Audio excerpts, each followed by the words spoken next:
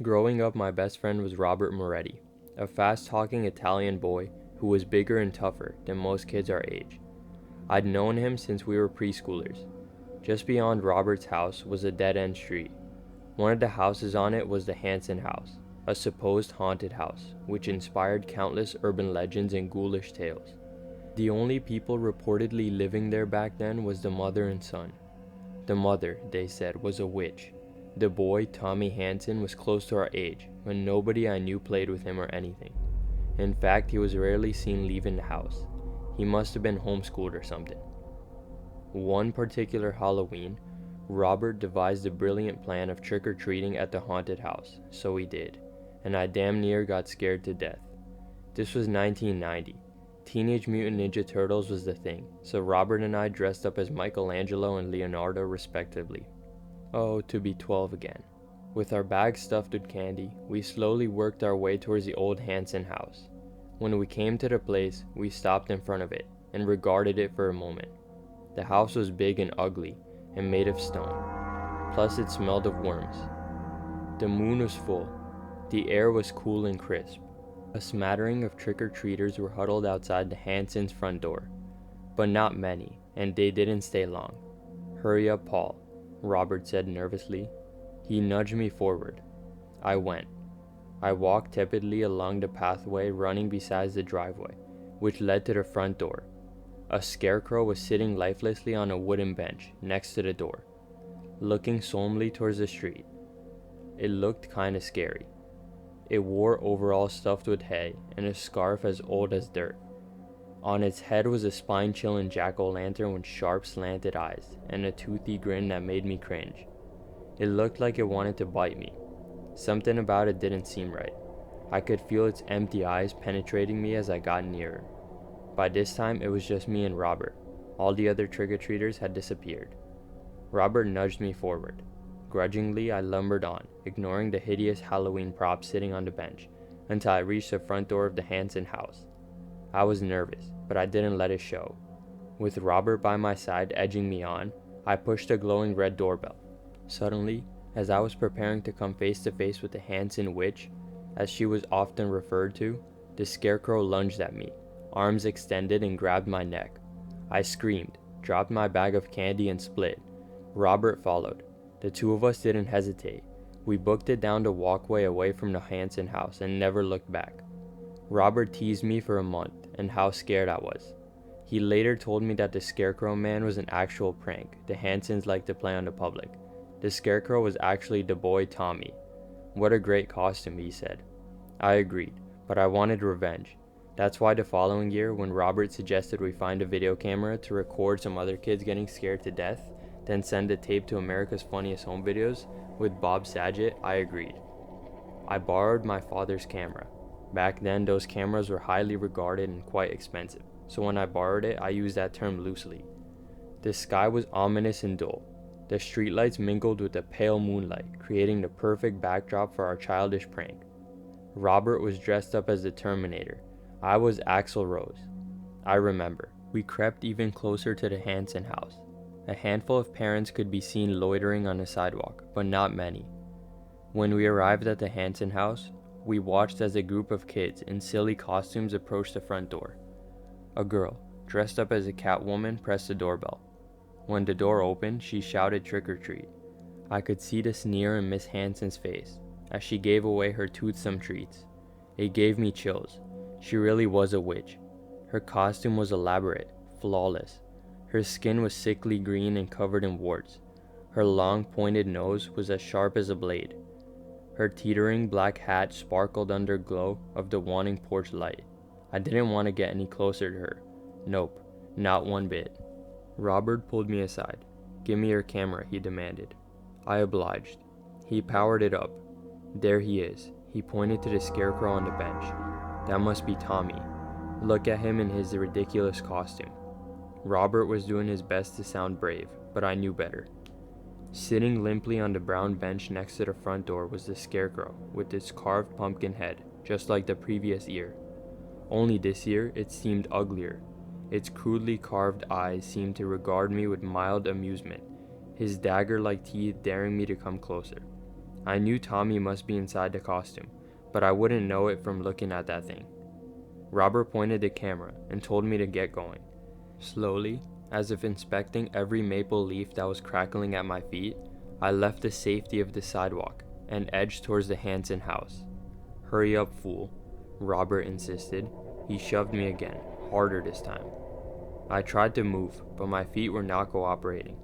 In truth, I was spooked, both of the scarecrow and of the witch waiting at the front door. Finally, I took a deep breath, held it, and then found my courage. What was I afraid of? I remember thinking, I'm 13 years old. I'm too old to be spooked. As I got going, my eyes never left the scarecrow sitting inertly on the bench. Any minute now, Tommy will leap out from the bench and terrify the unsuspecting little girl. Instead, after Catwoman and her friends collected their candy, they said thank you, then scurried off. The scarecrow did not budge. Another group of trick-or-treaters appeared. We let them go ahead of us. This was our chance. Robert, who was close behind me, said, "Act natural." I was shaking. Again, the scarecrow was unresponsive to the fresh batch of trick-or-treaters. They simply came and went. Something inside me was stirring anger. 364 days of pent-up teenage angst was about to burst. I became unhinged. With unwarranted bravery, I charged at the scarecrow on the bench. Robert shouted, "Wait," but it was too late. Unfortunately, I tripped on my shoelace, a lifelong habit, and fell flat on my face, directly in front of the scarecrow. Its soiled black boots were too big for any boy my age, I realized unhappily. Still, on my knees I looked up, directly into the scarecrow's pumpkin-carved face. A candle flame flickered from inside the jack-o'-lantern. Robert, who was still holding the camera, shouted, "Trick or treat, you stupid pumpkin brain," and started laughing and jumping up and down. Miss Hanson the witch came out from the front door and spat at him. The cackling of her voice sent chills down my spine. I turned my attention to her for a moment. When I looked back at the scarecrow, I could see Tommy's gray eyes lurking inside the jack-o'-lantern. Although he wasn't there a moment ago, it winked, then it lumbered towards me. I screamed. By now, the other trick-or-treaters were laughing and pointing and jokingly asking Tommy Hanson to show them the inside of his jack-o'-lantern. Tommy refused. Instead, he simply sat back down on the bench and went still, waiting for his next unsuspecting victim. I was furious. Robert dragged me away from the front door. We didn't bother asking for candy. I think he was spooked by Tommy's mother, the witch, although he'd never admit to this. We teased each other for the next half hour. Then I went home and cleaned up my poop-stained underpants for the second year in a row.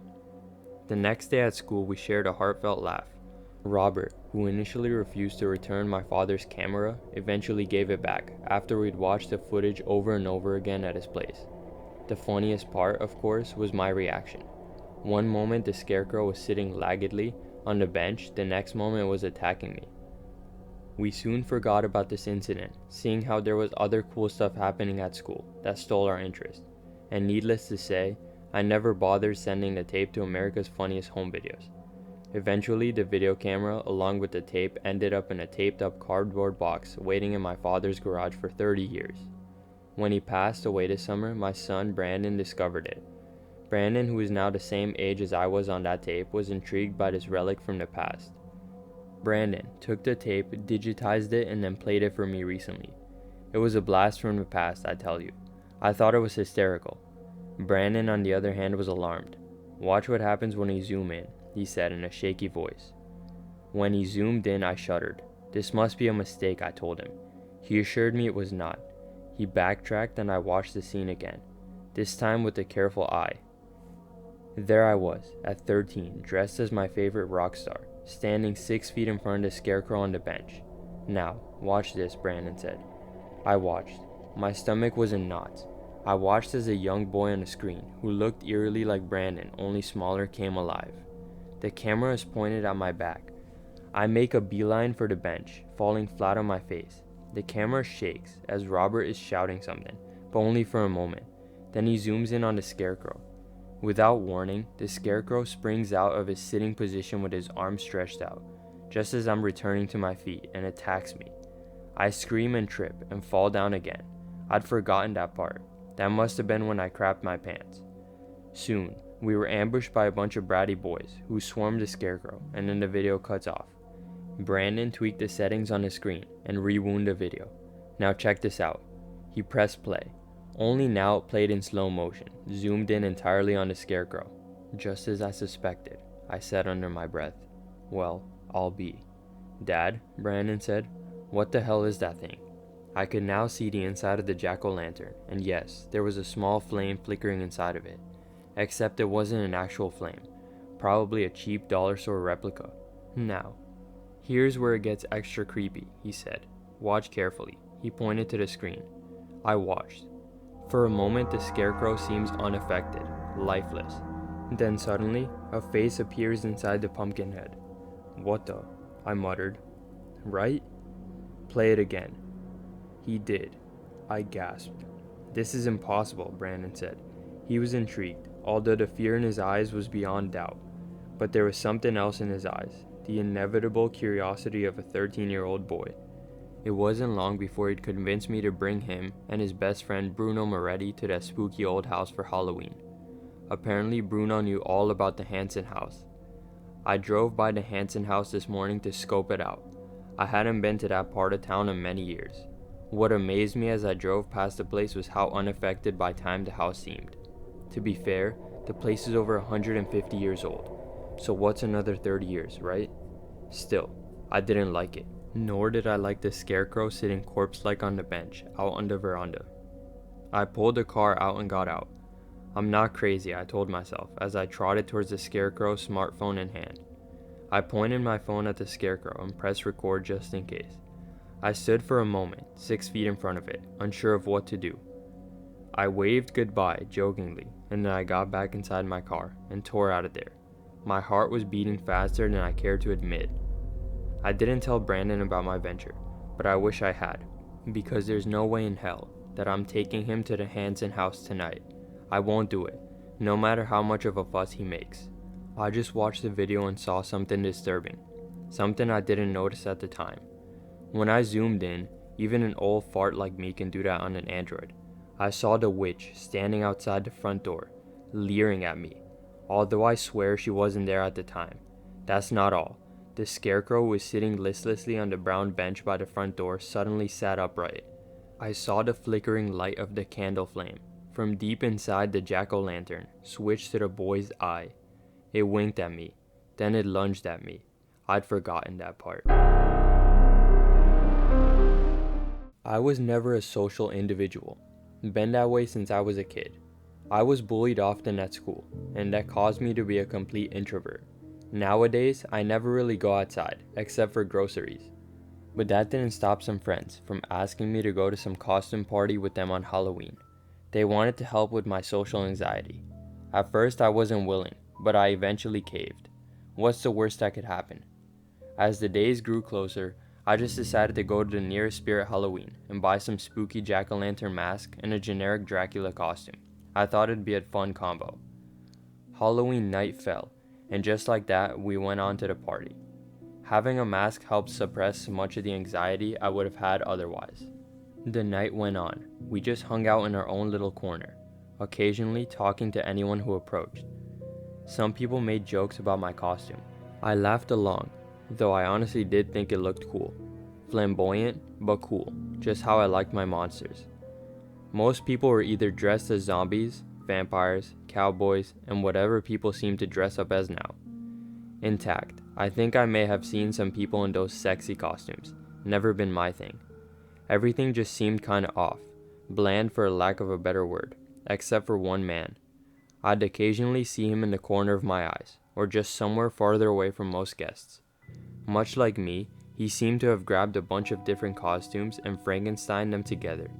He wore a dirty striped straitjacket with an even more ripped and torn black hooded cloak over that.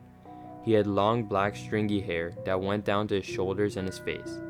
His face was the most impressive part of all. He had this sickly pale gray skin, bloodshotted whited out eyes. He had no nose or lips and had deep cuts all over his face, somewhere close to his mouth, giving him an unnaturally long permanent smile.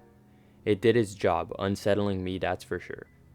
The man didn't seem to interact with anyone for most of the party. until I guess he found a person he was looking for.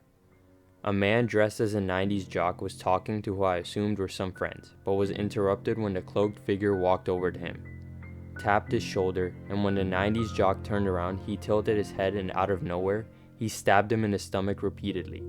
The jock screamed as he tried to fight the gruesome man off of him.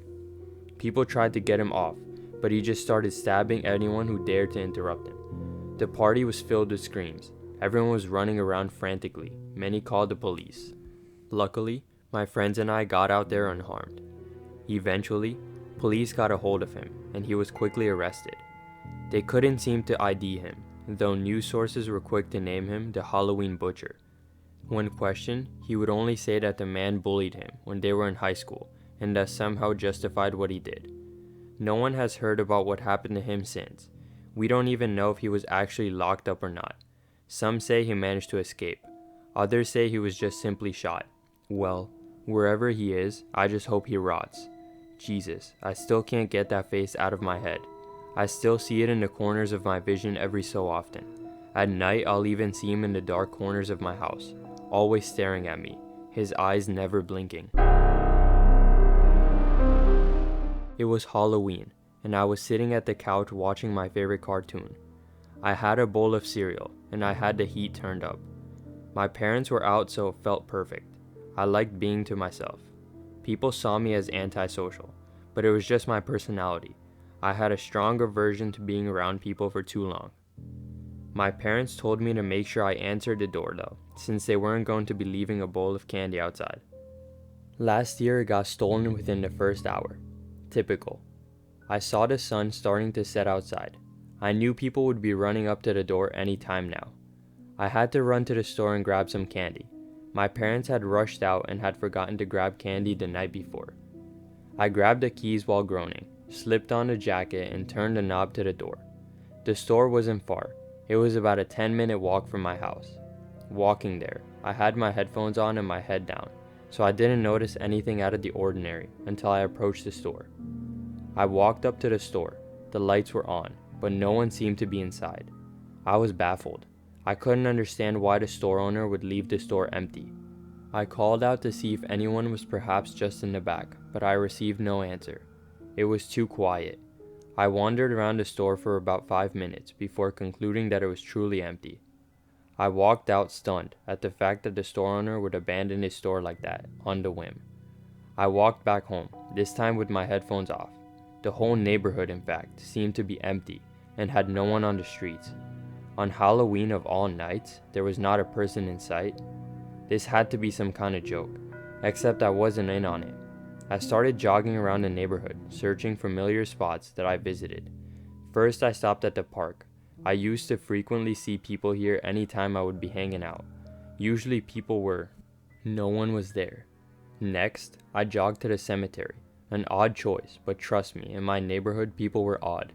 It was empty as usual. I crept around making sure to explore any crevices I might have missed. I didn't know where else to go at this point. I hardly left the house, but from the looks of it, no one was in the neighborhood. I saw some of the neighbors' doors left wide open with the lights still on. That was a huge red flag. I went up to the Jeffersons who lived right across from us. Their door was slightly ajar. I knocked on it, yelling, "Mr. and Mrs. Jefferson, are you home?" No answer. This was strange. They had decorations outside. Usually they were one of the most involved people I saw on Halloween night, handing out candy while outside and greeting people while sitting on their porch. This was truly out of the ordinary. I decided to walk inside. Since no one else was around, I had nothing to lose. Upon walking in, I saw a startling sight. Everything, and I mean everything in the house was gone. It was empty, from top to bottom, as if nothing had ever existed there. Not like someone came and took everything out, but as if nothing was ever there in the first place. I walked around the empty house, swiveling my head around with my jaw wide open. The house seemed 10 times bigger now, that nothing was in there. After a while, I finally left. It's been about halfway into the night at this point. I see no sign of life still. The strangest thing is that the more I explore, the more things seem to be out of the ordinary. Things seem like they are slowly disappearing, from furniture and houses to people not being here, to traffic lights not being in the roads anymore. The anomalies are getting bigger and harder to not notice. Of course, it hardly matters, since I'm the only person here anyway. I'm not sure if this is a bad dream, or if I'm stuck in a bad hallucination, or what I did to deserve this, but please, I beg of you, whoever is out there, a higher power, God, the universe, whatever, help me. Seems like the tests are running perfectly. He believes he's in a dystopian world that has no one left in it. We'll have to keep running those tests to see how he'll respond though. It's far too dangerous for him to ever wake up. Humanity would be doomed. Better to keep him docile in a state of well. This? Dr. Roswell looked up from the screen at Dr. Starlight. She gave him a reassuring look. Don't worry, Dr. Roswell. We won't have a repeat of what happened back then. It would be disastrous. Luckily, we were able to subdue him and get him there safely. The world is a much better place for it. If he thinks people do still exist, then that might be problematic. We had to change his belief system. Dr. Roswell looked back at the screen. He knew this was slightly immortal, but if he was ever to wake up, humanity would face a threat far worse than any war. He sighed, shut off the lights and packed up his things. He got ready to head home to his family. They were waiting for him.